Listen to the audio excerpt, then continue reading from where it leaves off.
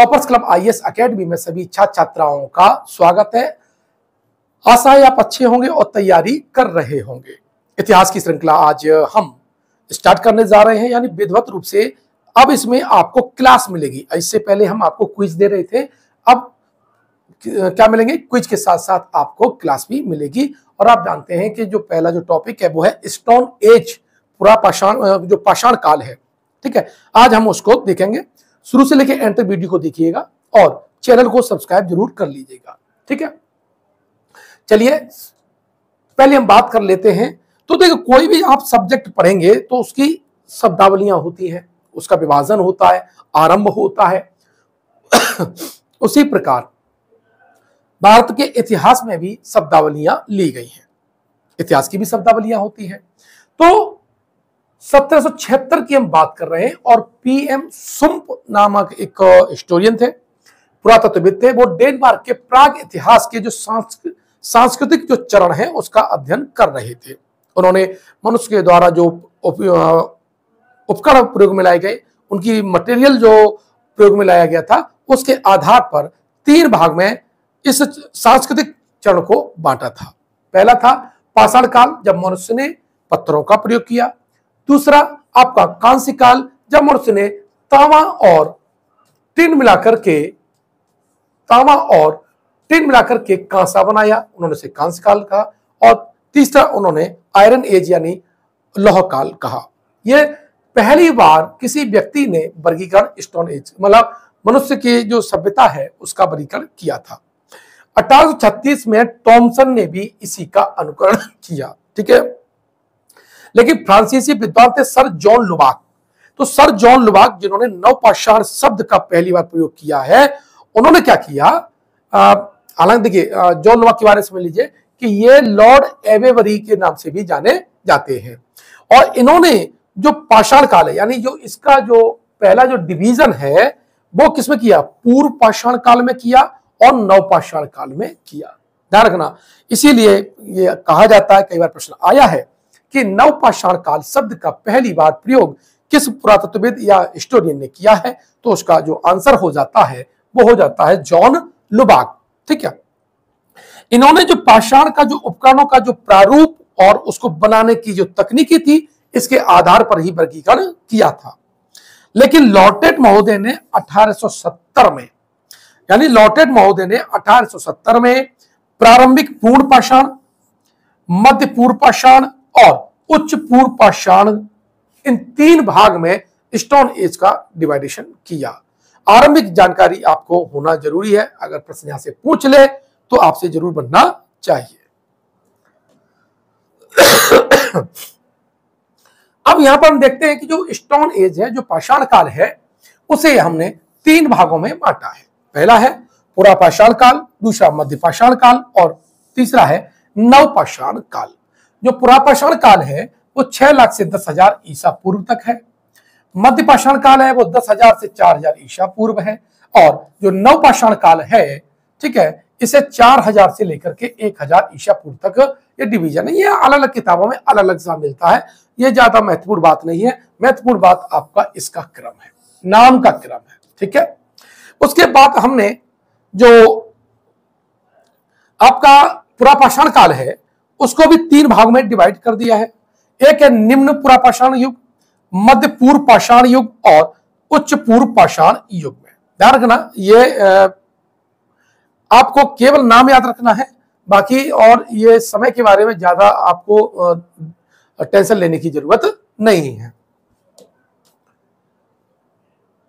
अब भारत में देखें तो 1960 तक क्या बात चल रहा था, यानी आजादी के 10 साल तक, यानी पहले पूर्व पाषाण काल को प्रस्तर युग कहा जाता था।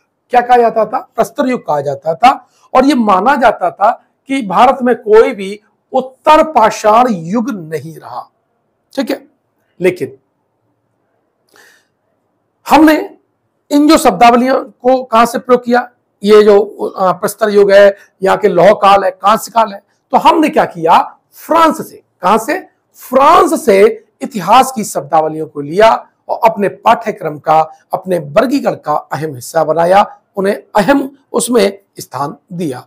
तो ये पूछ लेता है कि इतिहास की शब्दावलियां भारतीय इतिहासकार कहां से लिए हैं, तो इसका आंसर हो जाता है फ्रांस। ठीक है। अब भारतीय पाषाण काल संस्कृति को देखें तो इन्होंने यूरोप की तरह ही हमारे यहां भी वर्गीकरण हुआ, पुरा पाषाण काल, मध्य पाषाण काल और नव पाषाण काल। अब यहां पर हम इतिहास के बारे में अब यहां से स्टार्ट होते हैं। मूल लेक्चर अब मान लीजिए यहां से स्टार्ट होता है आपका। इतिहास करें तो इतिहास को हम 3 भागों में बांटते हैं, प्राग इतिहास, आदि इतिहास और ऐतिहासिक काल। प्राग ऐतिहासिक काल स्टोन एज को प्रदर्शित करता है, जहां मनुष्य ने कोई लिपि का विकास नहीं किया था, ध्यान रखना, और पत्थर का प्रयोग करता है अपने उपकरणों में, शिकार में, अपने दैनिक जीवन में। इसीलिए प्राग इतिहास के अंतर्गत हम पाषाण काल को रखते हैं, स्टोन एज को रखते हैं। धीमे धीमे क्रमिक रूप से हमने लिपि का विकास किया, लेकिन हम उस दौर की जो लिपि है, भाषा है, उसे पढ़ नहीं पाए हैं। इसीलिए प्रोटो हिस्ट्री यानी वह हिस्सा इतिहास खंड का जहां पर लिपि ज्ञात तो थी लेकिन हम आज उसे पढ़ नहीं पाए हैं, उस काल को हम सैंधव सभ्यता में रखते हैं। आदि इतिहास के अंतर्गत सैंधव सभ्यता में रखते हैं। आदि इतिहास के अंतर्गत आपके 2 आते हैं, वैदिक सभ्यता और सैंधव सभ्यता। ऐतिहासिक काल जहां पर लिपि का विकास हो गया है, हमने लिपि को पढ़ लिया है, अभिलेख सारे लगभग पढ़े जा चुके हैं, इस काल को हम ऐतिहासिक काल कहते हैं। प्राग इतिहास यानी प्री हिस्ट्री शब्द का पहली बार प्रयोग आपका डैनियल विल्सन ने 1851 में किया था। साथ ही भारत में प्राग इतिहास के जनक कहा जाए तो जो जियोलॉजिस्ट हैं, भूतत्व सर्वेक्षक हैं, उन रॉबर्ट ब्रूसफूट को माना जाता है। ठीक है। रॉबर्ट ब्रूसफूट ने 13 मई 1863 को जो आपका मद्रास है, मद्रास के पास में पल्लवरम, कौन सा, पल्लवरम से पाषाण उपकरण प्राप्त किए थे। तो पहली बार रॉबर्ट ब्रूसफूट ने 13 मई 1863 को पाषाण उपकरण प्राप्त किए थे। ये कई बार प्रश्न पूछा गया है। रॉबर्ट ब्रूसफूट प्राग इतिहास के जनक है भारत के, यह भी कई बार प्रश्न पूछा जा चुका है। लेकिन बात करें कि भारत का सबसे प्राचीन पाषाण काल का स्थल कौन सा है, तो नवीन रिसर्च के बाद में अब आप समझ लीजिए कि उड़ीसा के बुधावल गंगा नदी तट पर कुलियाना को भारतीय उपमहाद्वीप में उत्खनित प्रथम निम्न पुरापाषाण स्थल माना जाता है। ऐसा निम्न पुरापाषाण स्थल जिसकी विधिवत वैज्ञानिक तरीके से खुदाई की गई थी, वो कौन सा था, कुलियाना था। इसका उत्खनन 1939 और 1942 के बीच में एन के बोस और डी सेन ने किया था। ये आपके कुछ महत्वपूर्ण प्रश्न थे जो इंट्रोडक्शन है आपके लेक्चर का, वहां से ये पूछे जा सकते हैं। और विशेष करके जो टीजीटी पीजीटी वहां तो पूछे गए हैं, वहां के प्रश्न अगर इधर रिपीट होते हैं आयोग में तो आपके लिए ये लेक्चर अत्यंत महत्वपूर्ण है। अब वैसे भी विधिवत रूप से पढ़ना चाहिए, क्रमिक रूप से पढ़ना चाहिए, चाहे प्रश्न उस सेक्शन से आए अथवा ना आए, क्योंकि ये कोई गारंटी नहीं है कि यहां से प्रश्न नहीं आएगा। देखिए हमारी एक और मैं बता दूं आपको, आप डेमो वीडियो हमारे जो टेस्ट सीरीज है उसको यूट्यूब पर दे सकते हैं। हमने टेस्ट सीरीज स्टार्ट की है आरओ और एआरओ की, ठीक है, और साथ ही क्लास के भी एडमिशन ओपन हो चुके हैं। गुणवत्ता आपको अगर देखनी हो तो हमारे यूट्यूब पर हमारे जो वीडियो है वहां जाके देख सकते हैं।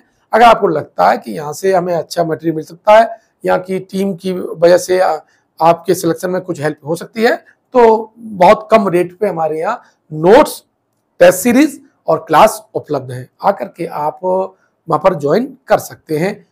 मोबाइल एप्लीकेशन जो कि आपको मिलेगा प्ले स्टोर पर और नाम है उसका टॉपर्स क्लब आईएएस अकेडमी, पूरा टाइप करेंगे तो आ जाएगा। और डिस्क्रिप्शन बॉक्स में सारी लिंक दे रखी है मैंने, जो आपको कोर्स ज्वाइन करना हो वहां से भी आप परचेज कर सकते हैं। चलिए पुरापाषाण काल की हम बात कर लेते हैं। सबसे पहला था पुरापाषाण काल है। पुरापाषाण काल वो काल है, ठीक है, जब मनुष्य क्या था, आंखें टकता और खाद्य संग्राहक था, अर्थात कोई परिवार प्रणाली विकसित नहीं हुई थी। केवल क्या करता, कच्चे फल, कंदमूल, मांस, ये क्या करता था, खाता था, शिकार करता था और बड़े बड़े जानवरों का शिकार करता था। भारत में पुरापाषाण कालीन मनुष्य के शारीरिक अवशेष कहीं प्राप्त नहीं हुए हैं। इंपॉर्टेंट है कि पुरापाषाण काल के जो मनुष्य के जो अवशेष हैं वो प्राप्त नहीं हुए हैं। मनुष्यों का जीवन शिकार पर निर्भर था। इस काल में अग्नि का ज्ञान तो हो गया था कि आग जलती है, लेकिन उसे देख के भाग जाता था। यानी अग्नि का प्रयोगकर्ता या आविष्कारकर्ता नहीं है, ध्यान रखिएगा। यानी अग्नि के प्रयोग से क्या, ये अनभिज्ञ था। इस काल में मानव केवल क्या था, उपभोक्ता था। परिवार प्रणाली विकसित नहीं हुई थी और ना ही कोई संस्कार का विकास हुआ था। अब देखिए, जो पुरापाषाण काल है हमारा, उसको हमने 3 भागों में डिवाइड किया है। निम्न पूर्व पाषाण काल, मध्य पूर्व पाषाण काल और उच्च पूर्व पाषाण काल है। निम्न पूर्व पाषाण काल है 6 लाख से 1,50,000 ईसा पूर्व है। मध्य पूर्व पाषाण काल है 1,50,000 से 35,000 ईसा पूर्व है। और उच्च पूर्व पाषाण काल है जो 30,000 ईसा पूर्व से 10,000 ईसा पूर्व तक माना जाता है। डेट में ज्यादा के चक्कर में मत पड़िएगा। अब देखिए, निम्न पुरापाषाण काल के उपकरणों को अगर हम देखा जाए तो 2 भागों में बांटते हैं। एक है पेबुल संस्कृति या चापर चापिंग संस्कृति, और दूसरी एस्यूलियन संस्कृति। एस्यूलियन संस्कृति में हैंड एक्स यानी हाथ की कुल्हाड़ी बनाई जाती थी, प्रमुख हथियार था। और पेबुल जो संस्कृति है और चापर चापिंग संस्कृति है, क्योंकि इसके जो उपकरण है हमें सोहन नदी के किनारे प्राप्त हुए हैं, इसीलिए इसे सोहन संस्कृति भी कहा जाता है। पेबल वो पत्थर के टुकड़े होते हैं, चट्टान होती हैं जो नदी के साथ बह करके आती हैं और गोल मटोल हो जाती हैं। अब मान लो गोल मटोल ऐसी हो गई है उनके पास में, आपने इस एरिया को धार दे दिया और इधर से पकड़ करके काटने लगे, बात है समझ में? तो ये हमारे क्या थे, पेबल हुआ करते थे।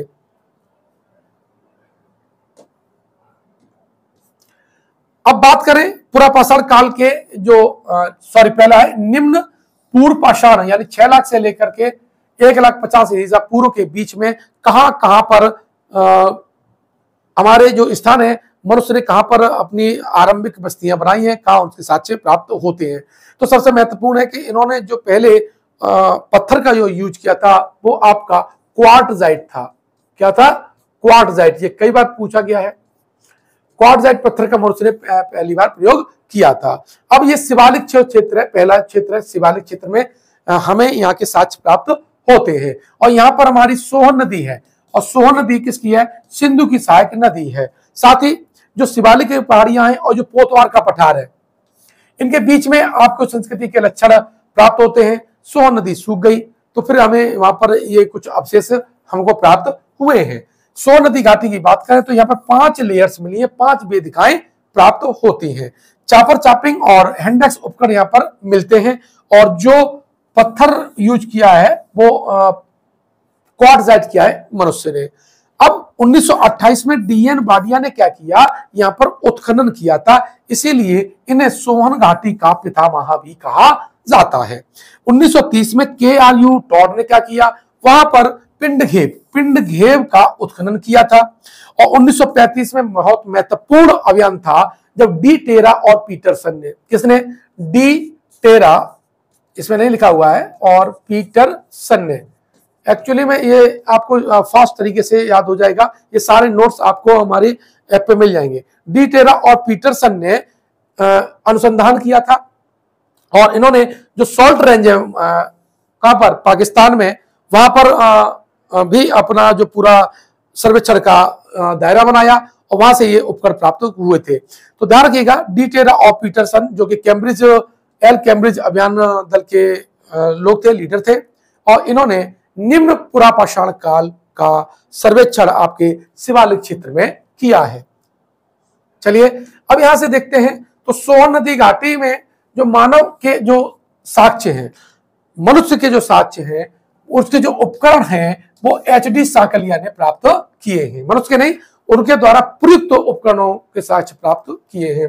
सांकलिया ने लिद्दर नदी के तट पर एक पहलगांव है, वहां से इनको प्राप्त किया था।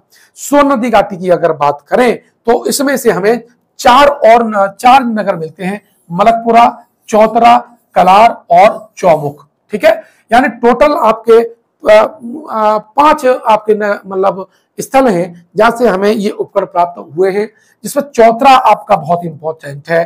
चौतरा में क्या है, जो दक्षिण का जो हैंडेक्स है वो भी प्राप्त हुआ है। ये प्रश्न इंपॉर्टेंट हो जाएगा कि उत्तर के किस स्थल से हैंडेक्स प्राप्त हुआ है, तो उसका आंसर हो जाएगा चौतरा। चौतरा को इसीलिए उत्तर और दक्षिण परंपराओं का मिलन स्थल कहा जाता है, क्योंकि चौतरा जो है यहाँ और यहाँ दक्षिण की और उत्तर की दोनों संस्कृतियों के लक्षण प्राप्त हो जाते हैं। इसीलिए से उत्तर और दक्षिण परंपराओं का क्या कहा जाता है बच्चों, ऐसे मिलन स्थल कहा जाता है। झेलम नदी को जानते ही हो, झेलम को कहते हैं बेतस्ता, प्राचीन नाम झेलम का आपका बेतस्ता था। और यहां पर दीना और जलालपुर आपके निम्न पूर्वापाषाणकालीन स्थल है। 1951 आजादी के बाद में ओलफ रूफर ने सतलज नदी की सहायक नदी है सिरसा और उसकी घाटी में नलगढ़ के एक जगह है, वहां से ये पाषाण उपकरण भी प्राप्त किए थे। ये मैं आपको सिर्फ बता दे रहा हूं कि कूट मिलान में अगर डीपली जाएगा तो इससे ज्यादा अब डीपली नहीं जा सकता है। ठीक है, सफलता का कोई शॉर्टकट नहीं है। एक बार वीडियो को जरूर देख लीजिएगा, 2-3 बार अगर आप देख लेंगे एग्जाम से पहले तक, तो यहां से आने वाले कठिन से कठिन प्रश्नों को आप चुटकियों में आप हल कर सकते हैं। चलिए, 1955 में बीबी लाल ने क्या किया, हिमाचल में गुलेर, देहरा, गलियारा, कांगड़ा यानी 4 स्थल का सर्वेक्षण किया और ये सभी जो है वो ब्यास और बाणगंगा घाटी में स्थित है।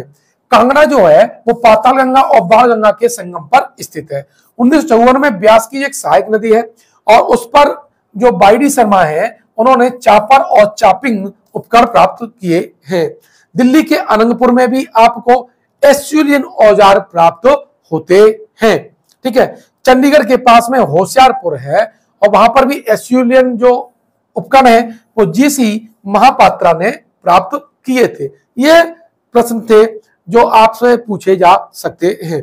चलिए, और आप देखें तो पश्चिमी क्षेत्र की बात करें तो पश्चिमी क्षेत्र में आपका क्या आता है, हमारा ये आपका राजस्थान आ जाता है। और राजस्थान में आपका जायल, अमरापुर, सिंधी तालाब, सोनता, भैंसौरगढ़ और जनकपुरा है।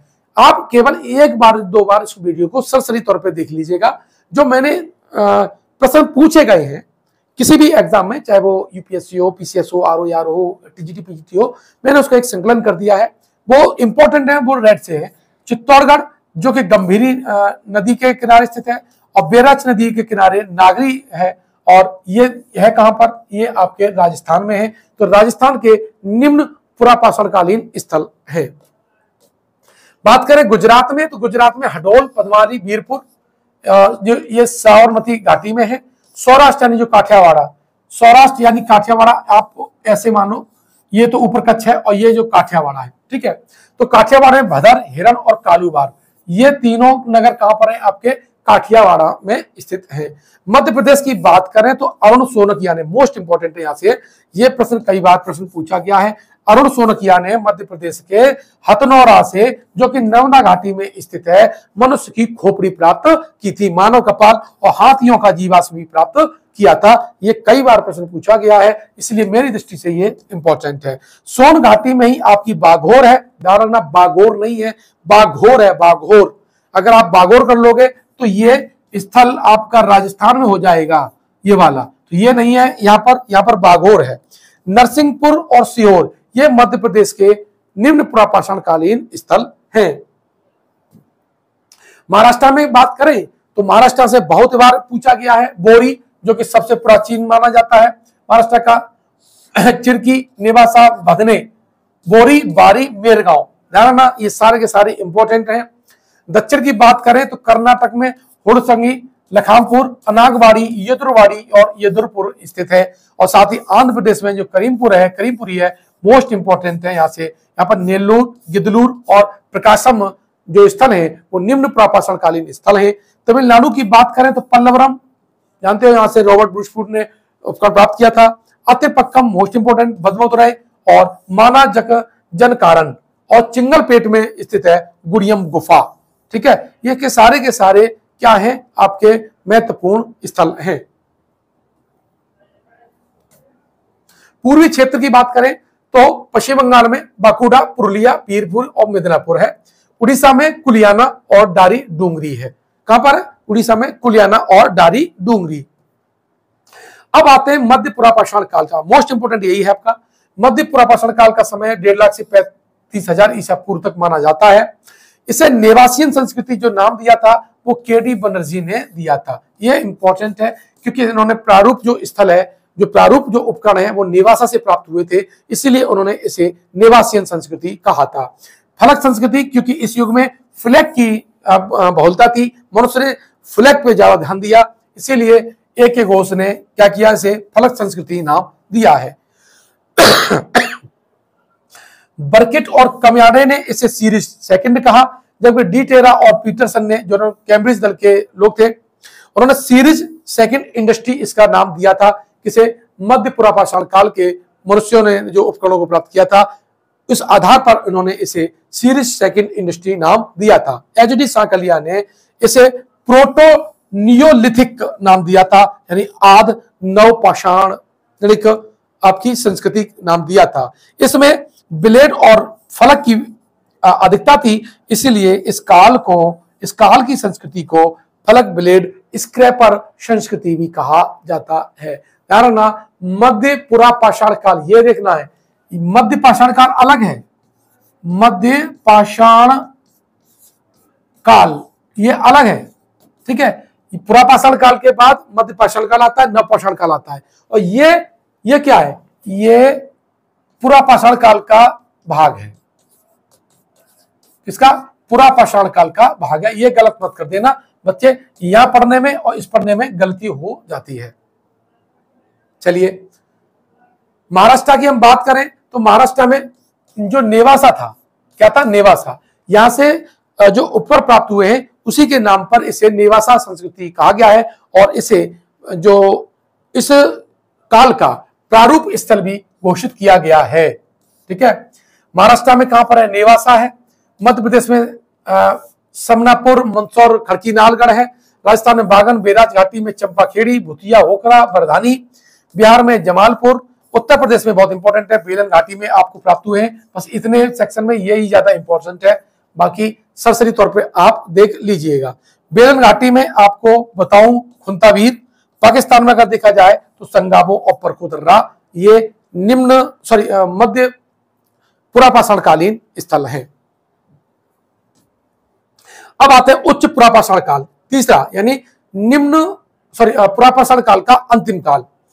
इसका काल है 35,000 से लेकर के 10,000 ईसा पूर्व तक है, और इसे लेप्टोलिथिक काल भी कहा जाता है, श्रेष्ठ पाषाण काल कहा जाता है। ध्यान रखना, पहले यह माना जाता था कि भारत में कोई उच्च पुरापाषाण काल नहीं था, लेकिन रिसर्च और खुदाई के बाद नए नए स्थल सामने आ रहे हैं, इससे मालूम हो गया है कि भारत में भी उच्च पूर्व पाषाण काल था। सांकलिया ने अपनी पुस्तक pre history and proto history in India and Pakistan में उच्च पूर्व पाषाण शब्द का प्रयोग ही नहीं किया। इस बात से आप अंदाजा लगा सकते हैं कि पहले के जो लोग थे वो ये मानते थे कि ये काल भारत में नहीं रहा होगा, ठीक है। बेलन घाटी में ही सबसे पहले भारत में उच्च पूर्व पाषाण काल के साक्ष्य प्राप्त होते हैं, यही इंपॉर्टेंट है, इसीलिए इसे मैग्डेलियन संस्कृति भी कहा जाता है। अब यहां पर देखना, क्योंकि मनुष्य ने उच्च पूर्व पाषाण काल में आकर के, क्योंकि मौसम में परिवर्तन हो रहा था, उसका भी बुद्धि का विकास हुआ, तो तकनीकी परिवर्तन उसने अपने उपकरणों में किया। प्रत्येक कार्य के लिए उसने विशिष्ट उपकरण बनाए, और ध्यान रखना, ब्लेड बनाया, क्योंकि खाल खींचने में, छाल निकालने में ब्लेड की उपयोगिता थी, क्योंकि इसकी जो तीव्रता थी काटने की वो ज्यादा थी, और छोटा हुआ करता था, हैंडलिंग इसका आसान था। ब्लेड प्रधान उच्च पूर्व पाषाण काल भी कहा जाता है, इसी कारण, क्योंकि इस काल में मनुष्य ने ब्लेड का प्रयोग किया था। अब इस काल में, यानी उच्च पुरापाषाण काल में दो चीजें हैं। आधुनिक जो मनुष्य है, होमो सेपियंस, ये आपको दिखाई देता है, और नए चकमक उद्योग का प्रयोग, न्यू फ्लिंट इंडस्ट्री, ये दो इस काल की महत्वपूर्ण विशेषता है। अब यहां से उपकरणों में इन्होंने हड्डी का भी प्रयोग करना शुरू कर दिया था, यानी हड्डियों को लेकर के, क्योंकि हड्डी भी मजबूत होती थी, नुकीली भी होती थी, सेब में ढाला जा सकता था और शिकार भी किया जा सकता था, तो हड्डी के उपकरण उच्च पुरापाषाण काल में बनने शुरू हुए हैं। ये इंपॉर्टेंट आपका तथ्य है, ठीक है। अब इसमें हमें क्या, कला, चित्रकारी हमने आपको सीख ली, और आरंभ में जो आखेट करता था, आखेट के जो चित्र है गुफाओं की दीवारों पर उन्होंने बनाए हैं, ठीक है। अब यहां पर आपको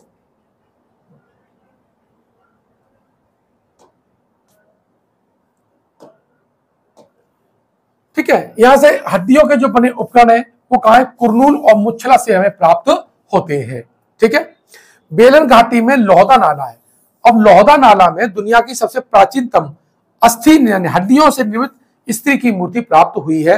मोस्ट इंपॉर्टेंट है, किसका मोस्ट इंपॉर्टेंट है, ये कई बार प्रश्न पूछा गया है। अब देखिए इस काल में क्या है, चित्रकला का विकास हुआ। पाटड़े महाराष्ट्र में मेहताखेड़ी, राजस्थान में चंदेवाल, मध्य प्रदेश में रामनगर, ठीक है, और आपका यहां से भीमबेटका छूट गया, बहुत महत्वपूर्ण है, भीमबेटका में, ठीक है, और शुतुरमुर्ग के जो अंडे हैं पर चित्रकारी की पुष्टि होती है। ठीक है, ओ सॉरी वो सही था, यहां पर क्या है, चित्रकला का हुआ पाटड़े मेहताखेड़ी चंदेवाल रामनगर में शुतुरमुर्ग के अंडों पर चित्रकारी प्राप्त होती है। शुतुरमुर्ग के अंडे की चित्रकारी का सबसे पहला साक्ष्य 1860 में यूपी में बांदा जिले में मिला हुआ है, और वो नदी का जो तट है वो प्यारे छात्रों केन नदी का तट है। क्या है, केन नदी का तट है। शुतुरमुर्ग के अंडों पर प्राचीनतम और एकमात्र मानव निर्मित चित्रांकन पाटड़े से प्राप्त हुआ है, महाराष्ट्र के। शुतुरमुर्ग के अंडे के खोल पर बने मनकों का प्रसिद्ध जो केंद्र था वो पाटड़े था और आपका भीमबेटका था, जिनकी प्राप्ति यहां से हुई है। प्राचीनतम शुतुरमुर्ग अंडे के छिलके से बने मन के पाड़ने से ही प्राप्त होते हैं। रिपीट कर दिया, कोई बात नहीं है। अब यहाँ पर चित्रकारी की बात करें तो इस काल में चित्रकारी जो है वो मध्य प्रदेश रायसेन जिले के भीमबेटका से प्राप्त होती है, और यहाँ पर गुफा चित्रकारी प्राप्त हुई है। वहां पर मनुष्य ने जो शिकार करने वाले जानवरों के चित्र बनाए हैं, समूह में कैसे शिकार करते थे इसके चित्र बनाए हैं। और भीमबेटका की जो खोज है वो बाकरकर ने की थी, कि कई बार पूछा गया है कि भीमबेटका की खोज, भीमबेटका की गुफाओं की खोज किसने की थी, तो बाकरकर ने की थी। बेलन घाटी में जो उसकी एक सहायक नदी है टॉन्स, जो कि मिर्जापुर के पठारी क्षेत्र में बहती है, वहां पर पुरापाषाण कालीन, मध्य पाषाण और नवपाषाण युगीन साक्ष्य प्राप्त होते हैं। बहुत इंपॉर्टेंट है, यानी तीनों युगों के साक्ष्य हमें बेलन घाटी से प्राप्त हो जाते हैं। बेलन घाटी से सर्वप्रथम हमें उच्च पाषाण काल की संस्कृति के साक्ष्य प्राप्त हुए हैं। अब देखो यूपी में कहां पर है उच्च पुरापाषाण काल, वो यूपी में बेलन घाटी में प्राप्त हुआ है। मध्य प्रदेश में कहा है भीमबेटका, बबुरी, रामपुर, बाघौर है। बिहार में आपका पैसरा है, झारखंड में सिंहभूमि और दामिन क्षेत्र है, महाराष्ट्र में पटनी मोस्ट इंपॉर्टेंट है, और इनाम गांव, ये दोनों इंपॉर्टेंट है। आंध्र प्रदेश में रेणीगुंटा, ये इंपॉर्टेंट है। कुरनूल की गुफाएं ये आपकी ज्यादा इंपॉर्टेंट है। गुजरात में विसादी और राजस्थान में बूढ़ा पुष्कर, ये कैसे हैं, उच्च पुरापाषाण कालीन स्थल है। अब देखिए भारत में प्राचीनतम चूल्हे के साक्ष्य हम बात करें तो भारत में प्राचीनतम चूल्हे का जो साक्ष्य है कुरनूल जिलों में प्राप्त होता है। रॉबर्ट ब्रूसफूड ने बिलासुरगाम गुफा से उच्च पूर्वपाषाण काल के उपकरणों को प्राप्त किया है। आंध्र प्रदेश के नलगुंडलू में मानव की आकृतियां प्रकाश में आई हैं। कुरनूल में जानवरों के दांतों के छिद्र है, जिसका प्रयोग आभूषण के लिए किया जाता था। आंध्र प्रदेश का जो रेणीगुंटा है इस काल के भी यहां से उपकरण प्राप्त होते हैं। अब देखो असम और उत्तर पूर्वी क्षेत्र के अन्य प्रदेशों में उच्च पुरापाषाण काल के साक्ष्य प्राप्त नहीं होते हैं। केवल त्रिपुरा में हमें, यानी नॉर्थ ईस्ट में केवल हमें एक जगह है, वो है अहोरा खोबई घाटी, वहां से उपकरण प्राप्त हुए हैं, वरना नॉर्थ ईस्ट में हमको असम में हमें उच्च पुरापाषाण काल के साक्ष्य प्राप्त नहीं होते हैं। अब यहां पर एक स्थल है बाघोर, बाघोर उच्च पुरापाषाण काल का स्थल है। किसका, उच्च पुरापाषाण काल का आपका स्थल है। सोन नदी घाटी में गोपद और सोन के संगम पर यह स्थित है, एमपी में। जिया शर्मा और जेडी क्लार्क ने यहां पर खोज की थी, मतलब खुदाई की थी, और यहाँ के प्राप्त औजारों का अध्ययन उन्होंने माइक्रोबियर विधि से किया था। अब यहां से क्या हुआ, हमें मातृ देवी का जो प्रतीक है, ठीक है, वो प्राप्त होता है, और साथ ही यहां से हमें स्तंभ गर्थ भी प्राप्त होते हैं। तो उच्च पुरापाषाण काल में मनुष्य ने क्या किया था, रहने के लिए आरंभिक बस्तियां बनाना स्टार्ट कर दिया था। ठीक है, ये हमारे कुछ छात्र हैं जिन्होंने अभी आरओ और एआरओ में सेलेक्ट हुए हैं। तो अगर आप भी सेलेक्ट होना चाहते हैं तो मेहनत कीजिएगा और हमसे जो मदद हो सकती है तो वो आप ले सकते हैं। साथ ही अगर आपको वीडियो अच्छा लगा है, इसके तथ्यों को आपने अगर समझा है तो आप निश्चित रूप से एग्जाम हॉल में इसका आनंद लेंगे। देखिए, शॉर्टकट में और कुछ पढ़ा देने से क्या होता है, वीडियो में लच्छेदार बातें बता देने से आपको अच्छा तो लगता है, लेकिन रियलिटी में सिलेक्शन के लिए आपको गंभीर रूप से पढ़ना पड़ता है। मैंने गंभीरता को यहाँ पर, विषय वस्तु को बहुत ध्यान दिया है कि अगर कहीं से प्रश्न आए बच्चों तो आप से बनना चाहिएगा, वरना मोटिवेशन वाली बातें या अन्य चीज बातें मैं अन्य वीडियो में करता हूँ, लेकिन पढ़ाई मतलब पढ़ाई। ठीक है, मिलते हैं नेक्स्ट वीडियो में। धन्यवाद।